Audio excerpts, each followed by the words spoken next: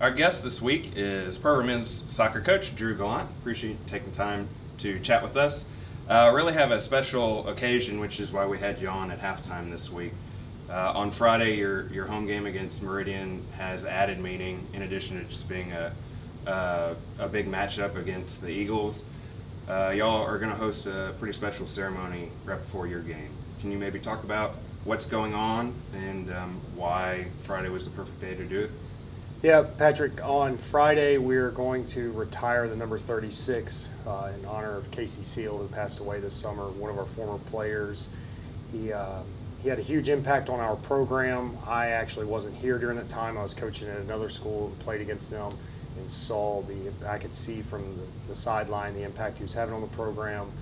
Was in touch with him sometimes throughout the years. He was always willing to talk to me, wanted to ask questions about the program, where it was headed, what we were doing with it, and just you could see the impact Cayce had on the community, and just it's kind of a lasting legacy that he's left. And for me, it was a no question on retiring his number.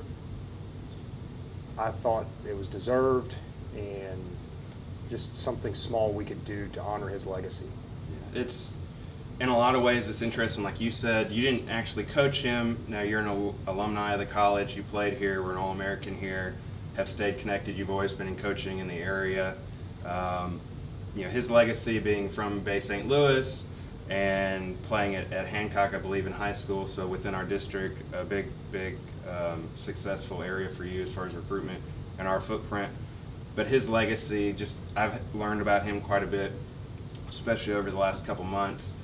It's interesting the kind of role that he had and the impression he left on everybody, where, like you said, you didn't coach him, but you knew about him. And unfortunately, when he passed this summer, it was one of those moments where everybody, at least it was a nice moment, I think, for everybody to be able to have that opportunity to come out, tell good positive Cayce stories. What do you kind of remember about what you heard about him, personality-wise, character-wise? His dad Doug spoke at our Hall of Fame banquet this summer and talked about how he maybe wasn't the most gifted soccer player, but he was a 2-year captain, was had played a big role in those Wildcat teams, and really found other ways to contribute, whether it wasn't just goals and assists. What do you kind of know about Cayce, the soccer player, and how did that have a ripple effect throughout the program? My first interaction with Cayce was actually, he was playing at Stanislaus, and I was coaching high school at Forest County Agricultural High School, and I can remember he was an absolute competitor and leave everything on the field but the nicest guy off the field, and just respectful. Our program wasn't very good there. They managed to beat us badly every time we played them, and he would play every minute like it was his last minute, and he'd leave it all out there, but then he'd be the nicest guy ever to the players I'm coaching at the time really had never played before, so there's a huge difference in the level. And then I spoke to Coach Jack Bird, who was the coach here at Pearl River at the time, that signed him, and I thought that was an amazing signing for him. And it was almost kind of like he was surprised I knew who he was, and I'm like, of the players that stood out to me that year from Stanislaus, he had the biggest impression. And then I go on to coach at Southwest, and now I'm coaching against him again, and it's the same thing, a reoccurring thing for me, where I'm taking over programs that are struggling at the time, and I'm playing against very good programs. And Cayce was here at Pearl River, and it was the same thing. It was play every minute like it's your last minute, leave it all on the field, but just the nicest, most respectful player off the field to the other players and the coaching staff, my staff that I had there at Southwest at the time. He seems to be a player that, in a lot of ways, is maybe a heart and soul, a guts kind of player, a leader, which is obvious having been a two-time captain, especially coming in as a freshman and being counted on to lead upperclassmen, guys who are older than you. You need those kind of players on a successful team. You can't just build an all-star roster of goal scorers and expect to win. How important is it to have a player like Cayce on the roster? Oh, it's extremely important because it helps to keep, like you said, other players accountable, but it is a lead from the front mentality, but he did it from the back line. It was if that makes sense, leading from the front, but he was in the back and actually pushing the guys all the time. And that's what I saw in the games I coached against him, and then the games I was out scouting and seeing them play. And then you saw it from when he continued his playing career, even on past there, as a young man playing with grown men at the next level, he was doing the same. His dad talked about this summer, a lot of times a person's character, part of that, they're molded by the people around them, whether it's their teammates, their friends, their coaches. And he really talked about the impact Pearl River had on his son. It wasn't just my son came here and played and went on. He really focused on the family atmosphere at Pearl River and how that molded Casey into the young man he is or was. You can speak from experience as well, I would think, having played here and now being a head coach here. How important is the family dynamic at Pearl River? It means more to me for the program than anything else with the program. Not the wins and losses. Obviously, we do really well. We're doing really well right now, but I think that's why we do well. But that all, when I was offered the job, that was one of the biggest things for me. It was a family, because the guy offered the job was Dr. Breerwood, who was my coach when I played here in 2003, and it still today is like a family of guys that I played with, and that all comes from Dr. Breerwood. And we had our alumni golf tournament this summer with the Hall of Fame induction, like you mentioned, and we had a lot of guys show up for it. A lot of former soccer players show up for it. We didn't have a men's soccer player being inducted into the Hall of Fame this year, but we still had a large turnout for it. And I think it's just the family side of thing, the way we operate here. And a lot of programs talk about having family, but Pearl River is different. And the people say that, but I've been around other programs. I've coached at 3 different junior colleges now, and there's nothing like Pearl River. There really isn't. And when we say family, we hold each other accountable, make sure we're accountable on and off the field.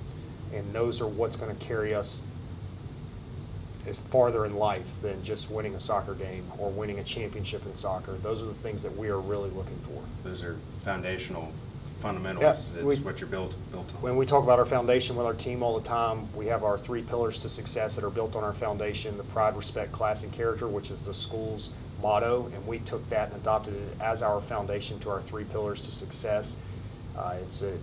We constantly talk to the boys about it, because it does translate not just off the field but on the field. You make mistakes on the field that don't fit into those pillars, and it's easy to point out, those are little things that affect us in the long run. So Friday's going to be a special day. What exactly will the ceremony entail? So we have a game Friday night against number 18 Reading Community College. They're coming in. We're going to retire Casey's jersey before the game. We would like to play the game out at our game soccer field, but it looks like with the rain coming in, we're going to move to the turf football field into the stadium. Like I said, we'll retire his jersey before the game. We'll honor his family, present them with the jersey. Along with that, all of our proceeds from the game will go to the Alumni Foundation, to a scholarship that's been set in his name, where they're also selling jambalaya, the concessions. Everything's going to go to the Scholarship Foundation for that game. Exactly. And anybody who would like to donate, you can reach out to the Alumni Foundation. You can email head coach Drew Gallant, dgallant@prcc.edu, and we will make sure to connect you with the foundation if you'd like to donate to the Cayce Seal Memorial Scholarship Fund.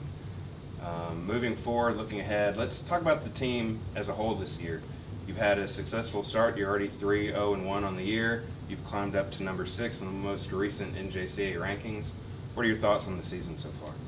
I think it's going well. We definitely started off with an extremely tough preseason, really hard 3 big-time 4-year schools we played in preseason. That kind of set the tone for us going in regular season.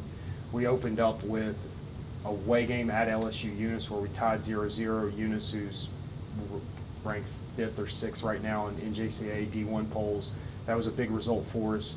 Luckily, we haven't conceded so far this year. This is another really good stat for us. We had a good home win, 1-0 over Jones College, and then just on Tuesday went to Southwest Community College, picked up a 4-0 win on the road. We are scoring a good bit of goals already this season, but the biggest thing for us is not conceding all year. I think Maddox Francis has just won Njcaa Goalkeeper of the Week. He's back-to-back MAC Goalkeeper of the Week, so it's been a great season for him so far, and a lot of it has to do with the back line in front of him. All the boys that play in the back, Gavin, Jamie, Brandon, Dustin, Alex, everybody that we've had back there is, I'm sure, deserves some more credit than they're receiving right now for Maddox Awards. Which, obviously, in a lot of ways, defense is kind of the hallmark of this Pearl River program in a lot of ways.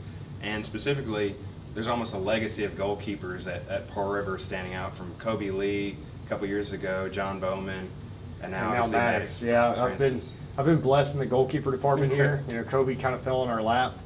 He was a non-recruited kid out of North Forest High School, and then John was kind of a legacy. His brother had played here for us and done really well, and then Maddox being a local kid. I mean, it's just I don't know what I'm doing next. I mean, I don't know where I can find another goalkeeper of this level. And maybe elaborate a little bit on Maddox Francis. Pretty cool story. He didn't have to go far to attend Pearl River. No, Maddox lives here on campus. His dad's our former athletic director, still works for the college, and Maddox has been to everything I think Pearl River's ever had since he moved here. It's every camp, every game, doesn't matter what sport it is, Maddox is involved. So it's, like I say, it's a blessing. Like, how often do you get to walk 100 yards and find an elite level goalkeeper who's winning Njcaa Goalkeeper of the Week? And his dad, Jason Francis, stopped in my office the other day ahead of your game on the road, and we were talking a little bit. And he was in my office when it was announced that he was the MAC Goalkeeper of the Week for the second straight week. And he commented how cool it is because playing here means something to him. He grew up on this campus wearing maroon and gold, attending all of our games, and so it means something to him to put on this kit, this uniform, and to see him excel to the level he has is really cool. In addition to Maddox, you swept the awards this week for the MAC.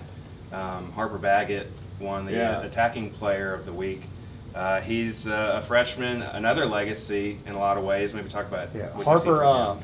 We liked Harper coming out, but he has really come on strong. And I was joking with Harper Tuesday against Southwest. He had another goal and assist, and I'm like, I think you already passed your brother's numbers for goals and assists in one season. And he was a great player as well. Yeah, his brother was. Oh, he's an amazing player. But it's funny, they're two completely different players, but they look so much alike. But their playing styles are so different. And Harper's just so effective for us and actually fits exactly what we needed. And we didn't see him in that role when he came in. We weren't quite sure where he'd be. We thought he'd be more of a winger type player. And now he's playing center forward for us, and he cleans everything up. He works so hard, but he's also so smart. And his distribution of the ball when he gets it, where he's always looking to link up with other players, it also helps that he's 6'2", 6'3", and you got a big boy in the box. So, you get to struggle and you put a ball in the box, Harper's in there. Well, and in a lot of ways, you've gotten goal scoring from a number of folks, and really gotten it in bunches. Mo Diallo, I think, is leading the way right now. He's a Gulfport product. What have you seen from the attack? We talked about how great the defense is, and you haven't, knock on wood, conceded yet, but the attack is really setting the tone in a lot of ways. We have goals that can come from a lot of places, and I think they're going to continue to come from other players. As soon as a player is highlighted for us, obviously we had Andre from Jamaica and then Riley from England that have a lot of attention on them. Riley finally, he scored against Southwest. I think Andre's only got one goal, but everybody's so concerned with them that it's freeing up a lot of other players. And then you've got Jason Arias, who we expect to still score a lot of goals. That his one goal's come against Jones, the most important goal that we had, the one goal. But I expect lots of goals to come from Jason. But then, so if you got Jason on one side, Mo on the other side, Mo's up to like 5 goals and 2 or 3 assists already. So it's rolling along pretty good for us. It's a good problem to have. He's an imposing figure for sure. Lastly, before we wrap up, what was your message? You're fresh off a pretty lopsided win at Southwest. The last home game was against number 4 Jones College, a 1-0 win, hard-fought win. There are always hard-fought battles, that cat fight. What was your message to the guys after the game? Because as we know, we're still early in the season. It's great to get that win, but big picture, what does that mean? I think you see it in all sports. When you're doing well, you're going to get everybody's best. And my message to them is pretty simple. The only easy game is the last game. And so from here on out, you're going to catch everybody's best game you can. And you can't overlook anybody. And you see it every year where this league is so competitive that people get upset. Well, you get replace it, and you're sitting at the top, and you think, oh, just because I'm ranked number 6, I'm gonna walk away with this win. And that was the game against Southwest was a hard-fought game. It was not easy, and it was they were there to try and upset us. And joking with their coach before the game, he was making comments to me that it was coming, because I know him real well, and he wanted to throw a few jabs at me like the upset's coming today, the upset's coming today. But I reiterated that to our guys. There's no easy games. The only easy game's the last one. You always have a target on your back, and especially now that you've climbed up to number 6, like you're saying, you're going to get everybody's best every week. The next home game, as we said, will be at 7 o'clock for the men, 5 o'clock for the women, on Pearl River's campus, most likely at Dobie Holden Stadium at the football complex. We encourage everybody to come out if you can and support the Wildcats. If you can't, you can always tune in to all of our live streams at PRCCmedia.com. This match will be on the Gold channel, and hopefully we'll see you on Friday night.